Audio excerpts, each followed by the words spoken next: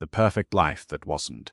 The champagne flute shattered against the marble floor, and Lydia Hartwell watched the crystal fragments scatter like the pieces of her 15-year marriage. Her husband hadn't even looked up from his phone on their anniversary.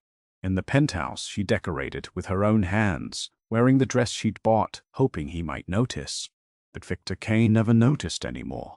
Not her tears, not her effort, not the woman slowly disappearing in front of him. Tonight, something inside Lydia finally broke alongside that glass.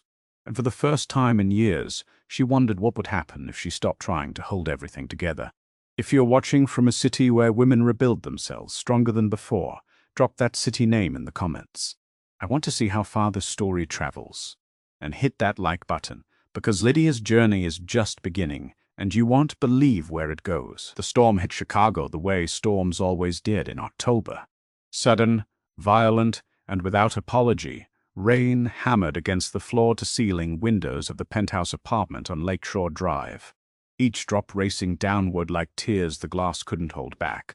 Lightning split the sky over Lake Michigan, illuminating the darkened city in brief, stark flashes that made everything look like a photograph. Frozen, lifeless, caught in a moment that couldn't last. Lydia Hartwell stood in the kitchen, her hands trembling as she adjusted the candles on the dining table for the third time. Everything had to be perfect. It always had to be perfect. She'd spent the entire day preparing. A Chilean sea bass with lemon butter sauce, Victor's favorite, though he rarely ate at home anymore. Wild mushroom risotto made from scratch, the way his mother used to make it before she'd stopped speaking to Lydia for reasons that had never been fully explained. Some transgression Lydia had committed without knowing. Some failure to meet standards she'd never been told existed. A chocolate torte from that bakery in Lincoln Park, the one she'd taken the train to because Victor's driver had been unavailable again. The kitchen smelled like rosemary and butter and expensive wine. Lydia had opened a bottle of the Burgundy Victor, kept locked in the temperature-controlled wine cellar, the one he saved for special occasions that never seemed to materialize. If their 15th anniversary wasn't special enough, she didn't know what was. 15 years. 15 years deserved more than takeout or another business dinner where she'd sit beside him smiling at strangers while he discussed mergers and market shares and leverage ratios as if she were part of the furniture. Beautiful furniture, maybe something to be admired and then ignored, but furniture nonetheless. The candles flickered in the draft from the air conditioning. Lydia checked her watch. 7:47 p.m. Victor had texted at 6, running late. Start without me. She hadn't started without him. She'd waited, watching the food grow cold, listening to the storm intensify outside, feeling something dark and familiar coil in her chest. It wasn't anger, not yet. Anger required energy, required the belief that expressing it might actually change something. And Lydia had learned over the years to conserve her energy for the things that might actually make a difference. This was something else. This was the slow, steady erosion of hope, like watching a coastline disappear, one wave at a time until you couldn't remember what the shore used to look like. At 8:15, the elevator chimed. Lydia straightened automatically, smoothing down her dress. A deep emerald silk she'd chosen because Victor once said it made her eyes look luminous. That had been 7 years ago, maybe 8. She couldn't quite remember. The memories that mattered had a way of blurring at the edges, while the painful ones remained sharp and clear as broken glass. Victor stepped into the apartment, his suit immaculate despite the storm, his charcoal tie still perfectly knotted. His dark hair was barely touched by rain.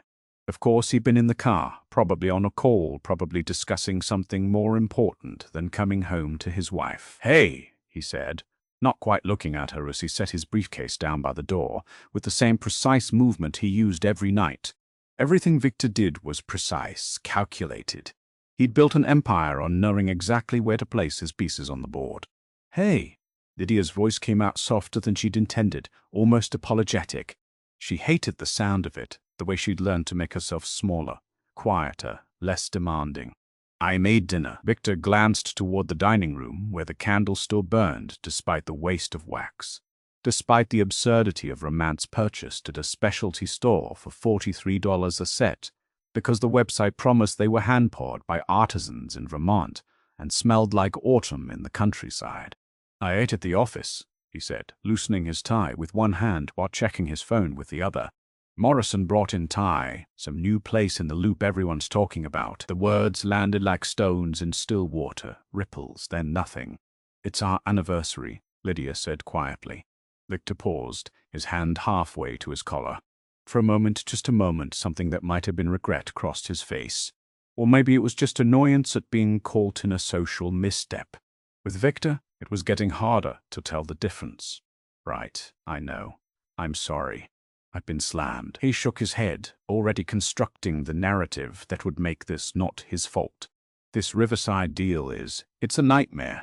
Henderson's threatening to pull out the environmental review is taking forever, and the city suddenly decided they care about affordable housing quotas. He laughed, but there was no humor in it. I'll make it up to you this weekend. We'll do something nice. You said that last weekend, did I? Victor loosened his tie completely now, pulling it free from his collar with a smooth, practiced motion. Then we'll definitely do it this time. Maybe that place in Eston. You like the Italian one with the patio. I don't like Italian food, Victor. You do? He stopped walking, turned. His expression shifted from distracted to confused, as if she just told him the sky was green or water flowed uphill.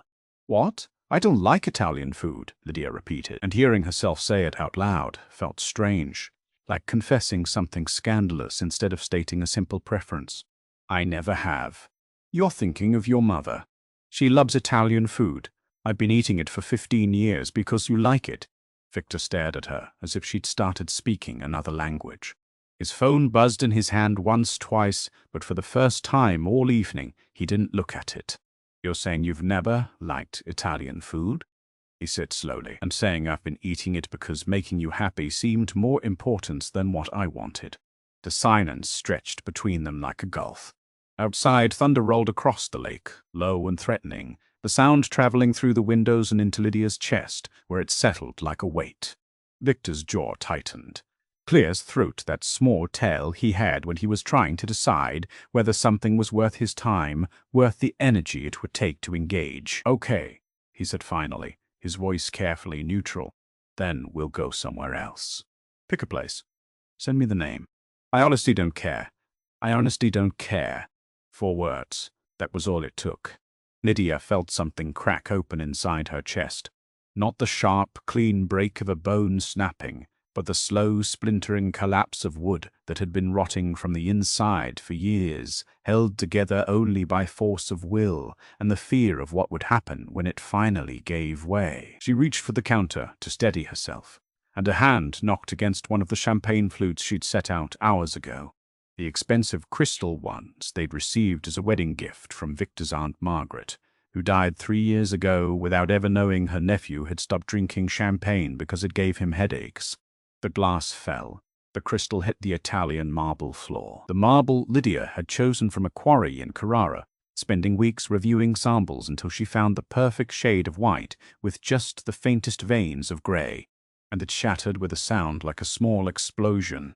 Pieces scattered everywhere, under the table, across the floor, littering in the candlelight like tiny accusatory eyes. One fragment skittered all the way to Victor's feet, spinning twice before coming to rest against the toe of his $1,500 Oxford. Victor didn't move, didn't ask if she was okay, didn't bend down to help pick up the pieces or offer to get the broom or do any of the small instinctive things a person does when someone they love is surrounded by broken glass. He just looked at the mess, then at her with an expression that might have been annoyance or might have been nothing at all. The blankness was worse than anger. Anger would have at least been an emotion, a sign that he felt something. Anything. I'll get it later, Lydia whispered. Yeah, okay. Victor turned back toward the bedroom, already dismissing the moment, already moving on to whatever was next on his mental checklist. I need to shower. I have a 7:00 a.m. call with the Singapore office, and then he was gone, disappearing down the hallway toward the master suite. Toward the bathroom with the rainfall shower and the heated marble floors and the towels Lydia had special ordered from some boutique in Paris because Victor once mentioned in passing that he preferred Egyptian cotton with a specific thread, count. Lydia stood in the kitchen surrounded by broken glass and cold food and candles that wouldn't quit burning, no matter how much she wanted everything to just go dark. She didn't cry. She'd stopped crying years ago. Or maybe she'd just forgotten how. The way you forget how to speak a language you haven't used since childhood.